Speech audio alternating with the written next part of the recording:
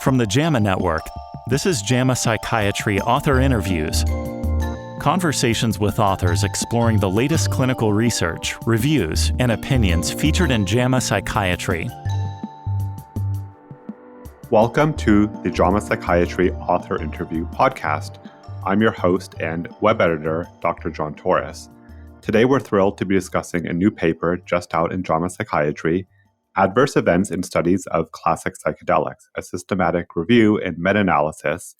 We're about to be joined by the first and last author of the paper, Dr. Jared T. Hinkle, MD, PhD, and Dr. David B. Yaden, MD, PhD, from Johns Hopkins University School of Medicine, Center for Psychedelic and Consciousness Research in the Department of Psychiatry and Behavioral Sciences in Baltimore, Maryland, USA.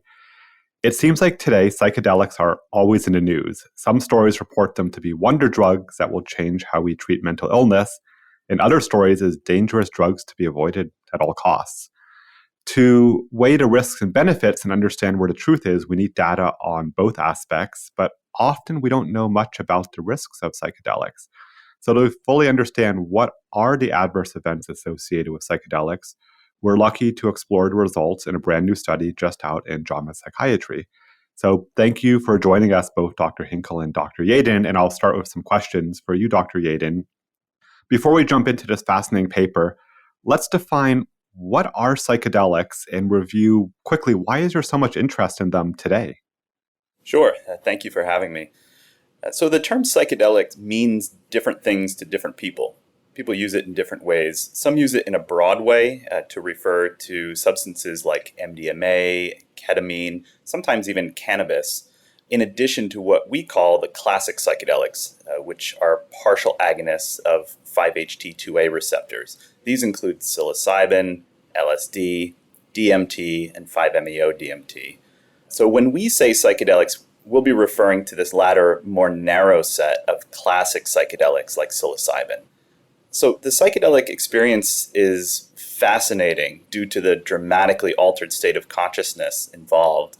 So I think psychedelics will always be interesting to study, but I think psychedelics are currently so interesting due to the overall lack of innovation in pharmacotherapies for mental disorders in the past decades.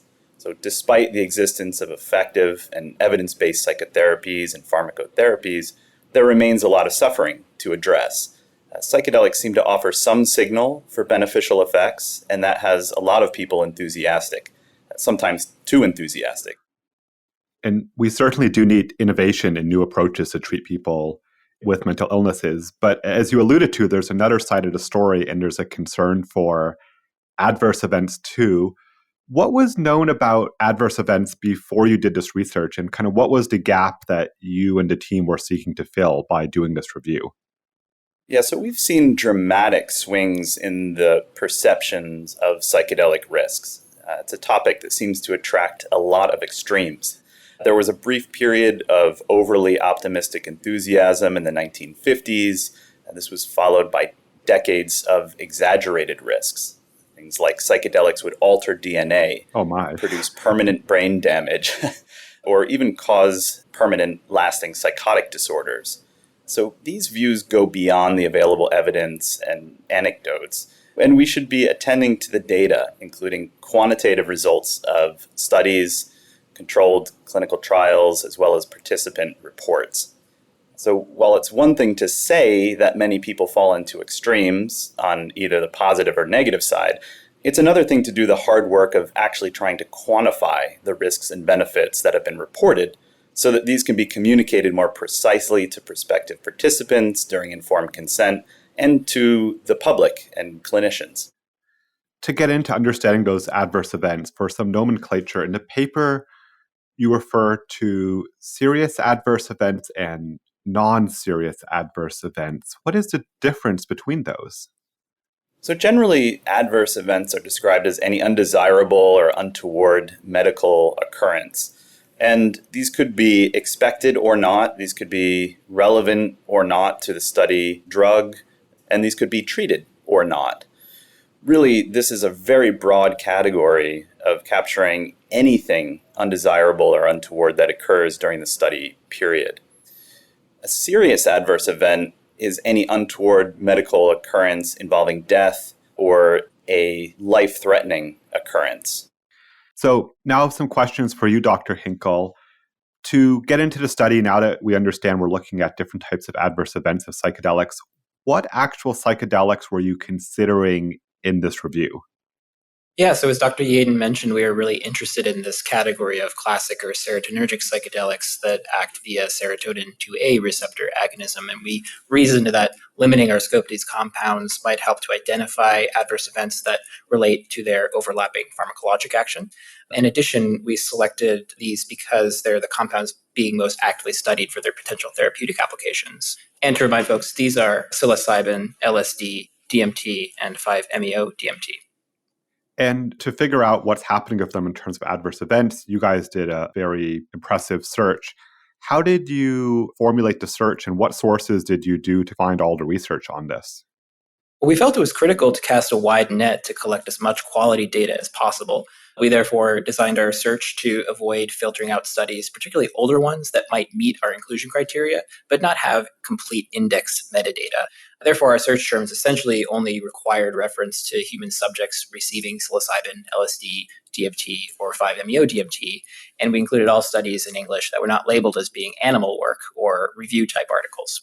We also searched several large overlapping scientific databases, specifically Scopus, Medline, PsycInfo, and Web of Science. Of course, during screening of the full text articles, we selected for those studies in which human participants received these medications in a monitored research or clinical setting. In doing this large search, we'll go into details, but what were the key outcomes of interest for you and the team? Yeah, so perhaps the fundamental question driving this work was what is the nature and frequency of medically or psychiatrically significant adverse events being experienced following receipt of psychoactive doses of classic psychedelics. So therefore, the major outcomes of interest were firstly, rates of serious adverse events, as Dr. Yaden was defining, and secondly, rates of non-serious adverse events that were nonetheless significant to require some form of professional, medical, or psychiatric intervention to address. However, we didn't limit the study to these serious or significant adverse events. In a separate category of exploratory outcome data, we also tabulated the frequencies at which participants experienced any other adverse event for which the study authors reported count data, irrespective of the intensity or severity of the pertinent symptom. Now that we understand the search that you're running, when did you run the search? And you guys reviewed thousands of papers. And just looking through this vast amount of literature, did anything just surprise you as you were screening through so much work?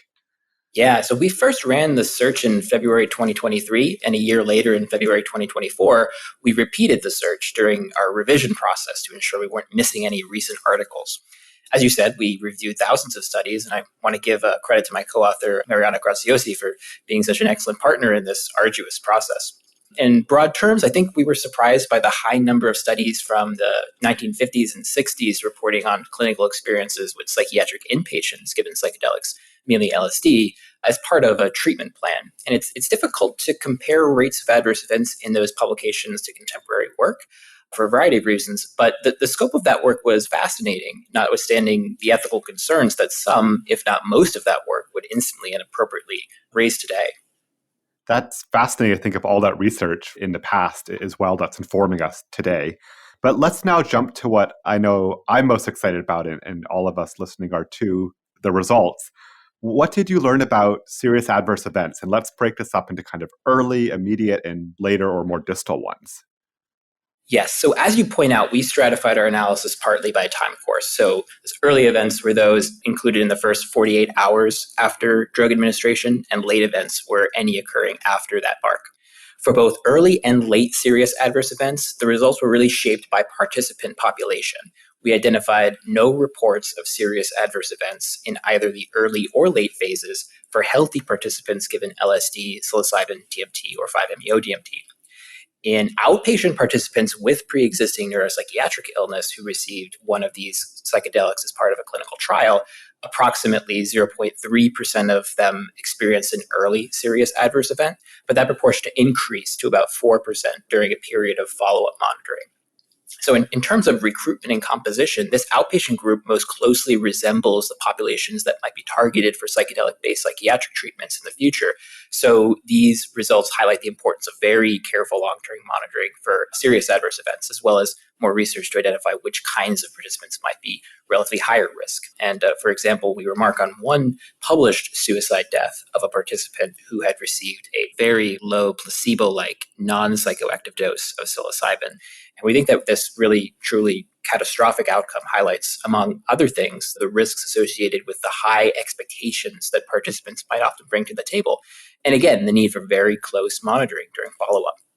That's a very astute point that there's early and late serious adverse events. And we have to look at both because 0.3, if it's a suicide incident, that's high. But if we're moving to 4% of serious adverse events, regardless of what they are, that really does require monitoring. And let's also talk about non-serious adverse events. And again, we understand that any adverse event is not a good thing. We're calling it non-serious in a jargony term, but these are things we certainly don't want to be happening to people with it.